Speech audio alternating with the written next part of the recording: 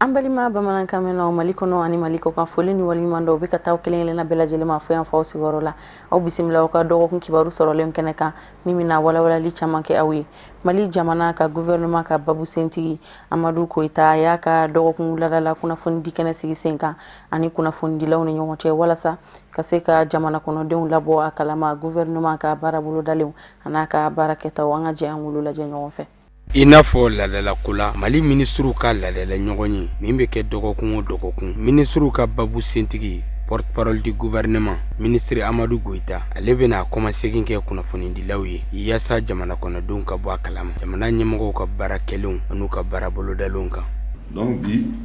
jamana kuntigi ka yɔrɔma kɔnɔna na bi kalo février kalo tile 28 gouvernement ye conseil des ministres n'o ye lajɛ bɛ kɛ faso tɔgɔ la ka hakilinaw ni miirina minnu bɛ ta jamana tɔgɔ la branche caman kan département caman ka hakilinaw kan o kɔnɔna na bataki 5 de kun bilala gouvernement ka jateminɛ kɛ bataki fɔlɔ bɔra yɔrɔ jumɛn o bɔra ministère des affaires étrangères et de la coopération internationale an ka faso n'an ka gouvernement ye ale ni farafina baarakɛ yɔrɔba dɔ bɛ yen n'olu bɛ nafolo baara kɛ n'a bɛ fɔ o ma Fonds africain de développement an n'u ye bataki signé janvier kalo tɛmɛnen tile 11 san 2018 an ye bataki signé min b'a to u bɛ se ka juru don an na an ka se ka yeelenko bɛɛ b'a dɔn bi yeelenko ka gɛlɛ dɔɔni bɛɛ b'a dɔn bi ne yeelen tɛ jamana ka yiriwa ka gɛlɛ. Nin zen na sigili ministre Amadou Koita kɔrɔfɔw la kumaba kɛra min ye a ye wolowalali kɛ olu la min dɔ bɛ tali kɛ ministre so min ka ca bɛnnen bɛ Mali ani jamana wɛrɛ cɛw kɔɲɔ ɲɛnabɔli ma sariya senba min taara yaasa k'u ka baaraw latigɛ min dɔ bɛ tali kɛ Mali ani Laginɛ ni ɲɔgɔn cɛ kuranko binakun kan. O baara nin a bɛ gouvernement kɛlɛ ka yamaruya di baara bɛna daminɛ n'a baara daminɛna kun bɛ cɛ ani waati damadɔni cɛ o baara nin b'a to mun bɛna kɛ o baara b'a to an ka jamana parce que a bɛ dugu 200 ani dugu 1 a b'o de cɛtigɛ o dugu 200 ni dugu 1 na Mali dugu 80 o de kan ka sɔrɔ kɔnɔna na a bɛ kɛ fana kilomètre 200 ani kilomètre 71 donc ne ni baara kun cɛra ka ɲɛ ni Ala sɔnna a ma kuranko gɛlɛya min man kan yeelenko gɛlɛya min man kan gɛlɛya min bɛ EDM fana kan bɛɛ b'a dɔn EDM b'a seko la. Ministre so min ka ca bɛnnen bɛ nafolokow ma ministre de l'économie et des finances sariya sen dɔ fana tara ka ɲɛsin olu ma min dɔ bɛ tali kɛ yurugu nafolo dunkojugu ani wari bayɛlɛmali. Parce que n'i ko ko wari nafolo jɔyɔrɔ ka bon kojugu jamana bɛɛ ka ɲɛ t'a la donc jateminɛ kɛra bi k'a fɔ ko dɔw bɛ faux billet n'an b'a fɔ ma faux billet n'o ye an bɛ nafolo min dun a papier lama dɔw b'o kolon dilan o b'a di anw ma anw tɛ bɔ a kalama o bɛ taa di an ka dugukɔnɔmɔgɔw ma jamanaw kɔnɔna na an tɛ bɔ a fɛn dɔ kɔnɔ parce que an t'a ɲɛdɔn tɛ kosɛbɛ o bɔra fana na fo bi dɔw yɛrɛ bɛ warimisɛn 50 ganani b'a la 40 ganani b'a la olu fana bɛɛ dilan ka sɔrɔ sariya de min ma kan e maa min minɛna faux billet dilan na e maa min minɛna fausse pièce dilan na e maa min fana minɛna i ye machine dɔ ta k'a kɛ n'i minɛna i ni ɲangini min ka kan i bɛ ɲango la. Ministre so min ka ca bɛnnen bɛ an ka dugubaw ani marabolo kɔɲɔw ɲɛnabɔli ma ministère de l'administration territoriale et de la décentralisation sariya kisɛ fila fana taara yaasa région minnu créera kɔsani na n'o dɔ ye Tawudeni ale ni Mɛnaka ye olu fana ka marabolo olu kɔɲɔ ɲɛnabɔli ma. O fana tɛmɛnen an ka ministère de l'administration territoriale et des collectivités o fana ye document fila projet de loi fila o fana ye o bila gouvernement ka hakilina di a kan a fɔlɔ o ye jumɛn ye an ye région fila créé n'an b'a fɔ o ma région de Tawudeni ani région de Tombouctou région kun créé non région de Menaka plutôt je m'excuse hakili ye jɔn ye donc région mana créé administrativement an ka jamana bɛ hakilina min kan bi n'o ye ka fanga segin so n'o ye ka to fana jamanadenw ka se k'u ka ɲɛmaaw sugandi jamanadenw ka ɲɛmaaw fana n'o bilala u k'a dɔn jamanadenw d'u bila yen ni jamana hakilina jamanadenw hakilina ye min ye n'o miirina ye min ye a n'u ka ɲɛtaa bɛ taa cogo min na. sariya laban min tara n'o bɛ tali kɛ ka ɲɛsin minisirisow ka ca bɛnnen bɛ sigida ani sanuya ma. Ministère de l'environnement, de l'assainissement et du développement durable o ye fɛsɛfɛsɛli dɔ fana kɛ ka ɲɛsin o minisiriso ma yaasa u ka baaraw matarafa ko ɲuman u ka sabati. O fana tɛmɛnen kɔ, ministère de l'environnement, de l'assainissement et du développement durable n'o jɔn bɛ an ka yɔrɔ saniyako ani fana ɲɛta bɛ se ka kɛ cogo min na bada ale fana ye document dɔ présenté n'o ye mun ye structure b'ale fɛ n'a bɛ fɔ o ma ko CPSI olu de bɛ jateminɛ kɛ ka évaluation kɛ ni ne bɛ yen bi nin bɛ se ka kɛ sini nin mana jateminɛ nin baarada la a bɛ se ka nin hakilina di sini a bɛ se ka na ni nin ye sini jamana ɲɛta la. An bɛ aw ladɔnniya k'a fɔ ko nin baara min minisiriw ka babu sintigi a b'a saradala sanga ani wagati a kun tɛ dɔwɛrɛ yaasa jamana kɔnɔdenw u ka bɔ jamana ɲɛmɔgɔw u ka kɛtaw n'u ka fɔtaw sanga ani wagati u ka bɔ bɛɛ lajɛlen kalama min laɲininen don jamana kuntigi Elhaji Ibrahim Bubakar Keita fɛ. An ka minisiri min ni o ka caw bɛnnen don baarako ani baaradege ko ma an ka jamana kɔnɔ maa olu dɔ bɛn ka tara ka fara cakɛdaw kan cakɛda ma ɲɛma minnu ni olu ka baaraw nu gulonnen don a ka minisiriso la u jɛra ɲɔgɔn fɛ ni ka kunnafoni di kɛnɛ dɔ sigi sen kan kunnafoni di kɛnɛ min yɛrɛ ni a ɲɛnamayara minisiri yɛrɛ de fɛ kunnafoni di kɛnɛ a kuma ɲɔgɔnya kun bɛ tali kɛ fɛn min kan o ye ka se ka walawalali kɛ baara bolodalen minnu b'u olu bolo ani baara minnu ni olu sera ka dangɛnɛmaya ka ɲɛfɔli kɛ olu bɛɛ lajɛlen kun ka an ka jɛyan olu sɔrɔlenw lajɛ. Mali ministre min ka ca bɛnnen bɛ baarako an'a baaradegew koɲa ɲɛnabɔli ma. Ministre de l'emploi et de la formation professionnelle n'a ministre ye Mawulud Ben Katara ye ka sanga ni a ka baaraw bolodatogo ye a y'a kanu ka ni kunnafoni di kɛnɛ sigi yaasa ka maliden bɛɛ lajɛlen na kunnafoni a ka baara kɛtaw an'a ka baara bolodalenw kan min dɔ bɛ tali kɛ jamanakuntigi ka baara 200 la bɛnni na ka di Mali denmisɛnninw baara kɛ an ye consultation caman kɛ anw ani chambre consulaire il n'a faut APCM, APCAM, FENAM, Conseil national du patronat du Mali, Chambre de commerce et d'industrie du Mali, Organisation de la société civile, Centrale syndicale, UNTM, CSTM, CDTM, CMT, Anioulou, Anye Baraka Nyofe. Au Barako fait, recommandation dira, Aniou Blanga, feuille de route kono. Région cité Mali là, Amadeli Kata Yoromi. Tarakai, Koulikoro, Sikasso, Ségou, Mopti, Tombouctou, Gao, Alasona, Ambesra la Kata Kidal. Ndron de Tora, Ambita Kidal Fanani, Alasona. O kadara kono, ministri ana cakɛ ɲɔgɔn u kɛlen bɛ ka wuli ka jɔ bonɲɛ yaasa layidu min tara jamana kuntigi fɛ a ko a ka se ka sen sɔrɔ yani a ka manda kuncɛli cɛ. Président de la République Elhaji Ibrahim Boubacar Keita tuma min a nana fanga la en 2013 a ba dɔn baarako gɛlɛyaba de Mali kɔnɔ mais ale yɛrɛ y'a lajɛ ko yanni san 5 cɛ n b'a dɔn mɔgɔ caman bi bɔ école la baara t'u bolo n b'a dɔn mɔgɔ caman fana ma deli ka taa école la baara t'u minnu bolo mais yanni san 5 cɛ ne n se que min kɛ maliyɛnw ye o ye 200 000 employés an b'an bara comment on dit ba 200 ne bɛ se ka kɛ ka di denmisɛnninw ma ni ne ka se ye n b'a kɛ. Baara 200 k'o labɛn k'o di Mali denmisɛnninw ma san 5 kɔnɔna na ministri ka fɔ la o sɔrɔla fo ka caman fara o kan ka sabu kɛ ministri so a n'a ka cakɛdaw olu ka cɛsiri ye min laɲininen don jamanakuntigi fɛ. Donc ka bɔ kuma la k'a fɔ an ye chiffre minnu di an t'a fɛ an kɔni tɛ dimi k'a fɔ ni maliyɛn dɔw bɛ n ko an ma k'an ye nkalon tigɛ ou bien min dira ko tiɲɛ tɛ d'abord an tɛ se ka bila nin place kɔnɔ ka kuma maliyɛnw fɛ ka nkalon tigɛ maliyɛnw ye n'an ye nkalon tigɛ maliyɛnw ye c'est comme si an y'u nɛni mais chiffre min b'an bolo Mahoma, mi maçon au chiffruma,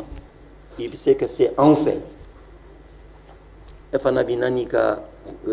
mimbi bolo ibinanaye, mi bambolo, ofana be, am sait que débat contradictoire que. On connaît prélendo, on a service on a prélendo. Am sait que faut alhamdulillah, bibina, bara 200 000 emplois, ba kame flying koni temena.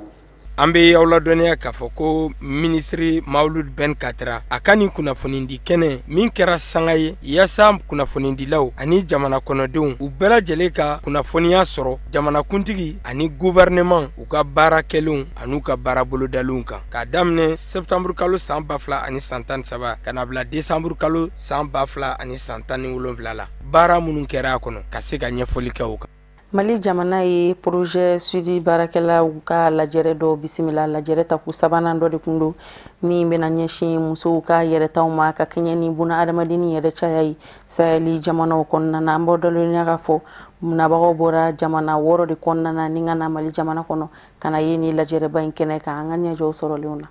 Projet suite ale ka laɲini de dɔ ka se ka fara sahɛli jamanadenw u hakɛw kan an'u ka sɔrɔ ko k'o kɛ sanayɛlɛ ko ye musaka mun jateminɛlen don ko kan ka don a labarali da fɛ o bɛ t'i jɔ fo sefa wari miliyari 100 ani miliyari 10 na ni sefa wari miliyari 21 o kɛrɛnkɛrɛnnen don ka don an ka jamana ta da fɛ dɛmɛbagajɛkulu min bɛ yen ka se ka nin ko in kɔkɔrɔma don o ye banki mondiali ye.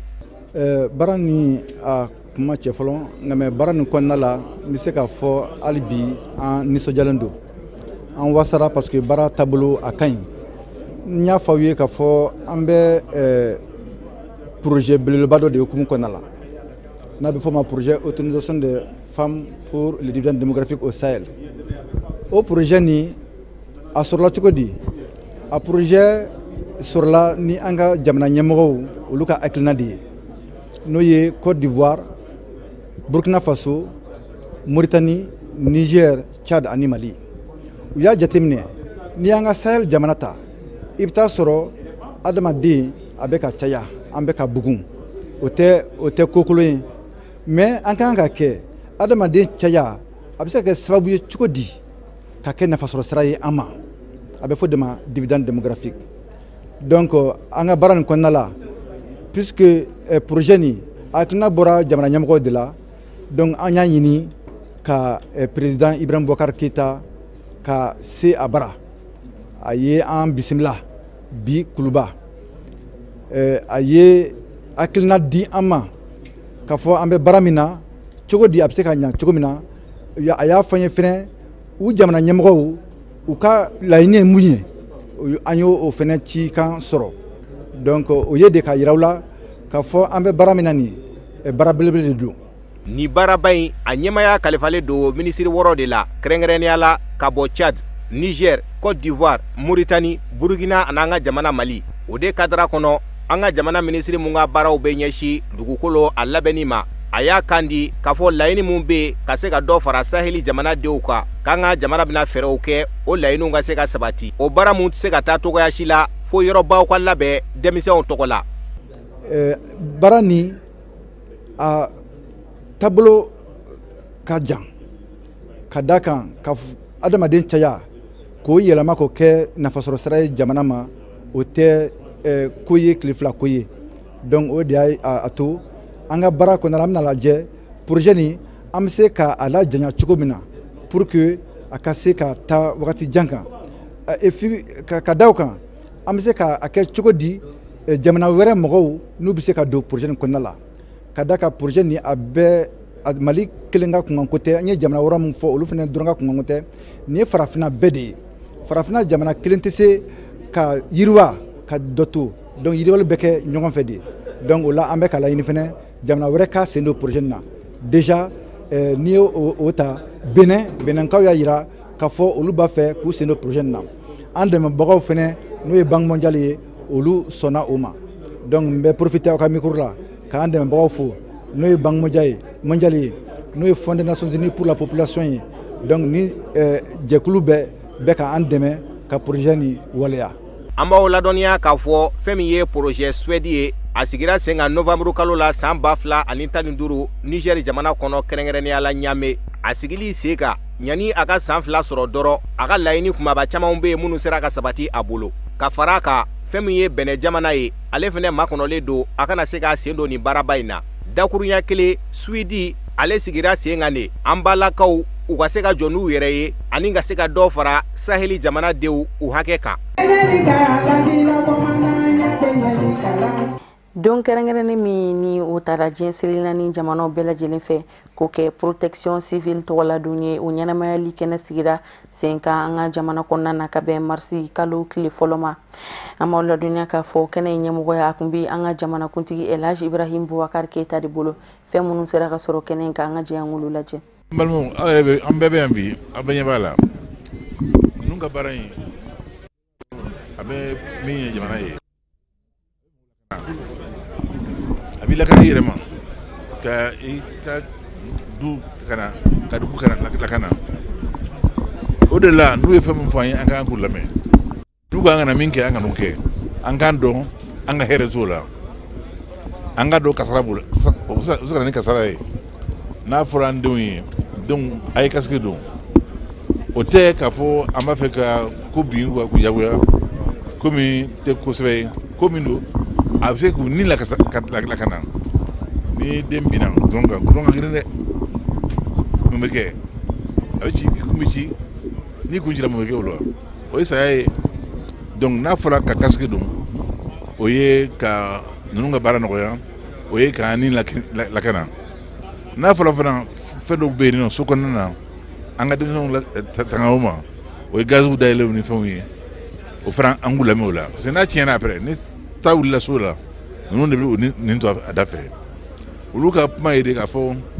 hali n'a ni bɛ to a la an ka mɔgɔw lakana maa minnu b'o fɔ maa minnu y'o kɛlɛli kɛ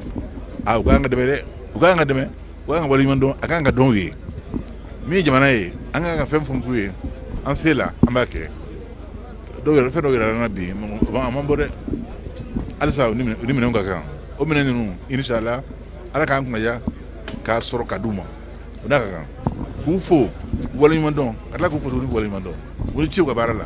u ni ce u ka faso denɲumanya la. Adamadenya dɛmɛli jɛkulu min bɛ wele ko fondation Jage Sako olu ye dɛmɛɲɔgɔnya waleta ka ɲɛsin Kulukoro ekɔliso dɔw ani Mɛndarsaso dɔw ma ni kalankɛ minɛnw informatique ani malobɔrɔ camanw dili an ka jɛ an k'olu lajɛ. Fondation Amadou Jage Sako ale ye jɛkulu ye mun cɛsirilen don jamana ka ɲɛta baaraw la o de kadira la a ye dɛmɛ kɛ ka ɲɛsin madarasa ani ekɔlisow ma dɛmɛ min n'a musaka bɛ bɛn sefa wari miliyɔn 10 bɔ ɲɔgɔn ko ma o dɛmɛw ye kuranɛ hadisa gafew sɛbɛnnikɛnaw kalandenw ka pan 50 subahana machine n'a bɛ f'a ma ordinateur o 6 ani malo tɔni 1. Alhamdulillah rabbil alamin ne bɛ ala tanu kosɛbɛ ka ala barikadalen kɔfɛ ka an balimakɛ ka tanu ani an ka kalanden bari a kalanna kalanyɔrɔ in na yan nɔ a y'a sɔrɔ ne bɛ directeur la alhamdulillah rabbil alamin ni Allahu taala ye se di o ma mɔgɔ ka bɔ anw ka madrasa la ka se ka kɛ fɛn rajulu amali ye n'u ko ma ko opérateur économique o ka laban ko hakili jigi Kulukɔrɔ la kana madrasaw dɛmɛ kana bobow kana olu ka kalanyɔrɔ dɛmɛ ka ekɔlisow ka ordinateur di olu ma kana laban ka sira fana dilan Kulukɔrɔ plateau la o ye fɛnba de ye min ni ne b'a fɔ ko alhamdulillah rabbil alamin. Bobo ani torogɛrɛnw ka ekɔliso min bɛ Kulikɔrɔ olu ma to kɔ ni dɛmɛ in na kalanso minɛnw kɔfɛ malobɔrɛ ani sefa wari 40,000 tala ka di olu ma. Wallahi bi ne nisɔndiyara yɛrɛ de ka da kan fɛn min kɛra bi a kɛra ala ɲɛnɛ nka ala de b'u sara parce que ne yɛrɛ bɛ cogo min na ekɔlidenw ka ko la ala de b'a dɔn tiɲɛ na nisɔndiyalen don bi kojugu e yɛrɛ ɲɛ bɛ kalanden ninnu na tiɲɛ na nisɔndiyalen don. Kulikɔrɔ dugutigilakaw diinɛmaw ani dugu marabaw olu ye foli ani bonyanbasegi kɛ ka ɲɛsin ni fondation ma ɲɛma ma k'a da a ka dɛmɛ walew la dugu ka ɲɛtaa kosɔn. Amadou Jage a ye kalan kɛ Kulukɔrɔ madrasaso la yan nɔ ni kɔni kɛra misaliya ye an bɛɛ lajɛlen ye nin ye nin jara bɛɛ lajɛlen de a kɛra mɔgɔw ka nisɔndiya ko ye mɔgɔw sewara ala ko yɛrɛ de ye nin fɔ mɔgɔ o mɔgɔ min ni ala hɛrɛ k'i ye i k'i kɔfilɛ fantanw na